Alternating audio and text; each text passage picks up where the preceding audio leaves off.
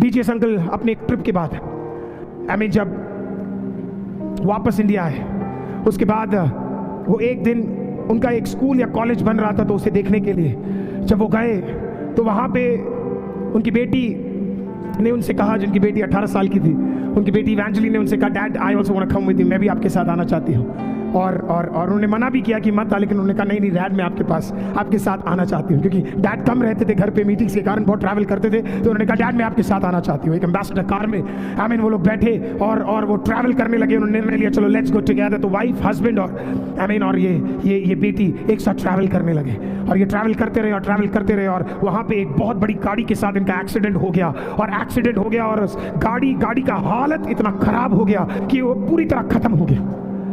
अंदर बैठे हुए डीजीएस अंकल बोलते हैं कि कुछ देर के लिए उनकी आंखें बंद हो गई, उन्हें पता नहीं लगा क्या हुआ करके। उन्होंने अपनी आंखें खोली थोड़ी देर बाद, तो गाड़ी के अंदर वो फंसे पड़े हुए हैं, पूरी तरीके से क्रश हो चुके हैं। वाइफ एक तरफ उनका नेक टूट चुका है, वो चिल्ला रही है, दूसरी तरफ बेटी है जो बेहोश पड़ी है, खत्म है, कुछ आवाज नहीं आ रही है। वो बार बार अपनी बेटी को, इवेंजेलिन की जगह वो अपनी बेटी को एंजल बुलाया करते थे, तो वो बार बार कहने लगे एंजल एंजल एंजल, पर एंजल कोई आवाज नहीं दे रही है।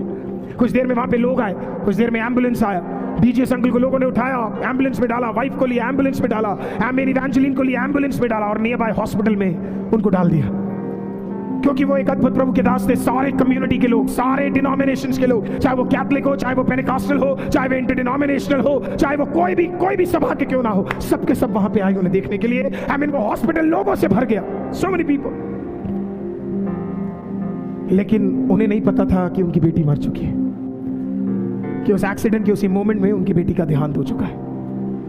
कुछ समय बाद जब उनका हाथ, उनका पैर सब टूटा हुआ था, वो खुद बड़े खराब कंडीशन में थे, तो जितनी बार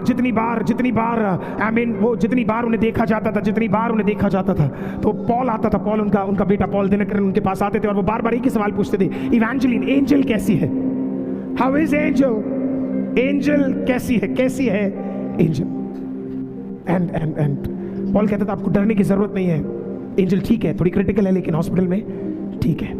कहानी के दूसरे भाग में इवेंजेलिन या एंजल का बड़ा भाई पॉल दिनकरन, उस जमाने के जितने भी बड़े बड़े प्रभु के दास थे, सबको उसने बुलाया और सबको बुला के इस प्रकार से कहा आप प्रेयर करो। और एंजल को एक मॉर्चरी के अंदर डाला गया था, और उस मॉर्चरी के अंदर लोग आते थे, उसके ऊपर गले मिलते थे और बोलते थे यीशु के नाम से उठ जा, लेकिन उठता नहीं।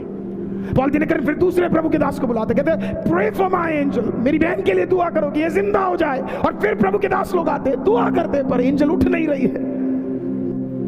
बहुत सारे प्रभु के दास खड़े हैं, जो वो जवान पॉल दिनकरन सवाल पूछता है, आमीन, इतने सारे आप हो, क्या आप दुआ नहीं कर सकते कि मेरी बहन जिंदा हो जाए? उस मॉर्चरी के बाहर हर दिन लोग खड़े हैं, हर दिन अद्भुत प्रभु के दास लोग खड़े हैं, लेकिन वो जिंदा नहीं होती। फाइनली डीजीएस दिनकरन जिस दिन चलने लायक हो जाते हैं, उस दिन उनको यह खबर बताया जाता है कि आपकी बेटी मर चुकी है। दैट वेरी स्पॉट, जिस जगह पे एक्सीडेंट हुआ, उसी दिन उसी समय आपके बगल में आपकी बेटी का मृत्यु हो गया। इंडिया के नंबर 1 इवेंजलिस्ट, परमेश्वर का सुसमाचार सही रूप में बांटने वाले एक प्रभु के दास के साथ क्या होता है, उनके एकलौती बेटी 18 साल की उनका मृत्यु हो जाता है। वो सवाल पूछने लगते हैं, परमेश्वर तूने मेरी बेटी को क्यों उठा लिया? ये कोई ऐसे व्यक्ति की कहानी नहीं है आमीन जो गलत तरीके से जिया, ये उस व्यक्ति की कहानी है जो धर्मी था, लेकिन उसकी बेटी को उठा लिया गया। उनकी वाइफ का नेक टूट गया, उनके वाइफ का हार्ट टूट गया, आमीन, पूरी तरह वो रिक्यूपरेट भी नहीं हुए, आमीन, और उन्होंने निर्णय लिया कि इसका फ्यूनरल सर्विस करेंगे। फ्यूनरल सर्विस, आमीन, फ्यूनरल सर्विस में हजारों की तादाद में, हजारों की तादाद में लोग आना शुरू हो गए। उसे उठा के आमीन एक जगह पे रख दिया गया, और thousands of people वहां पे आए उस फ्यूनरल सर्विस को अटेंड करने के लिए। ऐसा कोई व्यक्ति वहां पे नहीं था जिसने इवेंजेलिन को देखा और अपने आंसुओं को ना बहाया हो। सबके अंदर एक सवाल था, लेकिन कोई पूछना नहीं चाहता था, आमीन, ये कैसे हुआ? वहां पे फिर 80 साल की उम्र की एक औरत वहां पे आई, और वो डीजीएस अंकल को देखती है और इस प्रकार से उनसे सवाल पूछती है, डीजीएस, ये तेरे साथ कैसे हुआ? ये तेरे साथ कैसे हुआ? Why did this happen with you? तेरे साथ क्यों हुआ? तेरे साथ कैसे हुआ? उनके पास बताने के लिए कोई जवाब नहीं। डीजीएस अंकल बताते हैं कि आमीन, फ्यूनरल के बाद वो अपने घर के अंदर घुसे, और अगले 6 हफ्ते के लिए वो अपने घर से बाहर नहीं निकले। अगले 6 हफ्ते के लिए वो अपने कमरे से बाहर नहीं निकले। हर दिन वो अपने कमरे के अंदर रहे और वो बार बार रोते रहे। Every single day he started weeping. हर दिन वो रोने लगे और खुदा से पूछने लगे तूने मेरे एंजल को क्यों मुझसे छीन लिया। फाइनली 6 हफ्ते बाद एक दिन वो अपनी पत्नी के साथ फैमिली प्रेयर कर रहे थे, अपने बेटे के साथ फैमिली प्रेयर कर रहे थे। ऑन दैट वेरी डे पवित्र आत्मा उस फैमिली प्रेयर के अंदर उतरता है और उनसे इस प्रकार से बोलता है, डीजीएस व्हाई आर यू क्राइंग, तू क्यों रो रहा है, तू क्यों रो रहा है।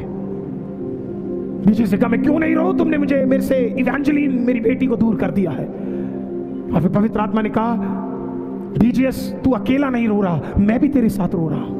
I am also weeping with you, क्योंकि मुझे पता है एक 18 साल की बच्ची को उसके पिता से अलग करने से क्या होता है, मैं भी तेरे साथ रो रहा हूं। बट व्हाई, उन्होंने पूछा क्यों ले लिया। तो पवित्र आत्मा ने उन्हें जवाब में दिया, Holy Spirit said to him, उसने कहा डीजीएस जब तेरी बेटी को तुझसे अलग कर दिया जा रहा था, उसकी आत्मा को स्वर्ग की ओर ले जाया जा रहा था, तब भी मैंने आमेन भूमंडल के ऊपर आमेन वास करने वाले सारे स्वर्गदूतों को देखकर, आमेन शैतान को देखकर और पिता परमेश्वर के सामने कहा इसके बेटी को इससे अलग कर दो। लेकिन तब भी ये प्रचार करना नहीं छोड़ेगा, ये तब भी प्रचार करेगा और तब भी ये सुसमाचार बांटेगा। He will share the word of God. पवित्र आत्मा ने डीजीएस को इस प्रकार से कहा, डीजीएस तेरी बेटी आज मेरे पास है, महफूज है, बेहतर घर में है, बेहतर जगह में है, तू क्यों निराश है। बाहर निकल और शैतान को प्रूफ कर कि कुछ भी तुझे परमेश्वर के प्रेम से अलग नहीं कर सकता है। तुमने वापस बाइबल उठाया, वापस कोट पहना, वापस अपने टाई को लगाया, वापस कहा मैं फिर से सुसमाचार को बांटने के लिए। शैतान तूने एक बेटी छीनी है और सारों बेटियों को अब स्वर्ग की ओर ले जाने के लिए I'm coming back। उनके बेटे के लिए, रिश्ते के लिए बातें आने लगी। फाइनली आमीन एक रिश्ता जब उनके पास आया तो एक पास्टर ने बोला, पास्टर पॉल दिनकर इनके लिए एक लड़की का रिश्ता आया है, बहुत अच्छी लड़की है, बहुत बढ़िया है। उन्होंने कहा फोटो दिखाओ, उन्होंने फोटो देखा, बोलो ओ माय गॉड ये कितनी सुंदर है, ये बिल्कुल एंजल जैसी है, ये बिल्कुल एंजल जैसी है। उन्होंने बोला ये एंजल नहीं, इसका नाम क्या है। उन्होंने कहा इसका नाम इवेंजेलिन है। इवेंजेलिन तुझे लिया, लेकिन दूसरी और एक और इवेंजेलिन को परमेश्वर ने बेटी के समान उस भवन के अंदर भेजा। आज जब पॉल दिनकर प्रभु के दास के साथ जब आप उनकी वाइफ को देखते हैं हैंड टू हैंड, हालेलुया, याद रखिए उसके पीछे कुछ लहू, कुछ आंसू और कुछ दर्द बहे थे।